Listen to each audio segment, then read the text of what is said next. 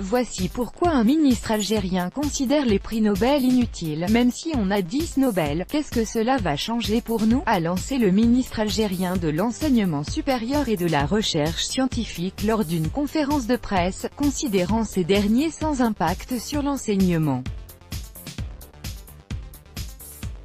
Ces propos ont fait réagir les réseaux sociaux.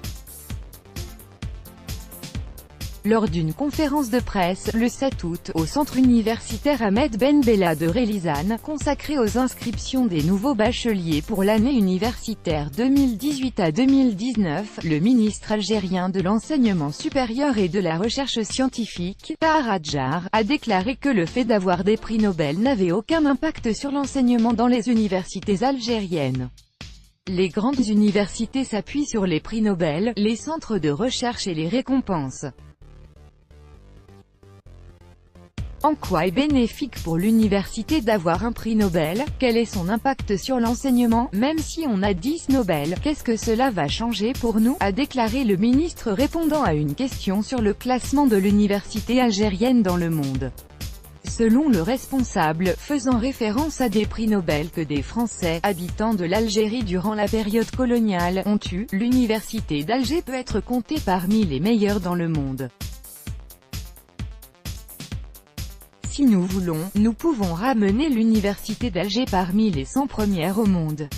Elle a eu 3 Nobel à l'époque coloniale qu'on peut toujours comptabiliser, a affirmé M. Adjar. Les déclarations du ministre algérien ont suscité beaucoup de réactions sur les réseaux sociaux. Tout en se disant scandalisé par les propos du ministre, un internaute a rappelé l'état de délabrement où se trouve l'université algérienne. Un autre utilisateur, réagissant aux propos du premier responsable de l'enseignement supérieur du pays, a choisi d'ironiser avec une vidéo sur le métier de chercheur en Algérie. Un autre habitué des réseaux sociaux, en guise de comparaison avec le ministre actuel, a rappelé Mohamed Sédik Ben Yahya, ancien ministre de 1970 à 1977, la période où un bon nombre de laboratoires algériens, à l'image de l'Institut de physique nucléaire d'Alger, avaient une grande réputation internationale.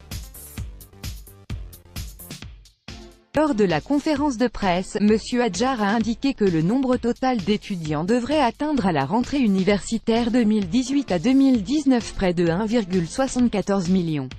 Ces étudiants fréquenteront 50 universités, 13 centres universitaires, 32 écoles supérieures, 11 écoles normales supérieures et 51 établissements relevant d'autres secteurs et soumis pédagogiquement au ministère de l'Enseignement supérieur et de la Recherche scientifique, outre 9 établissements privés.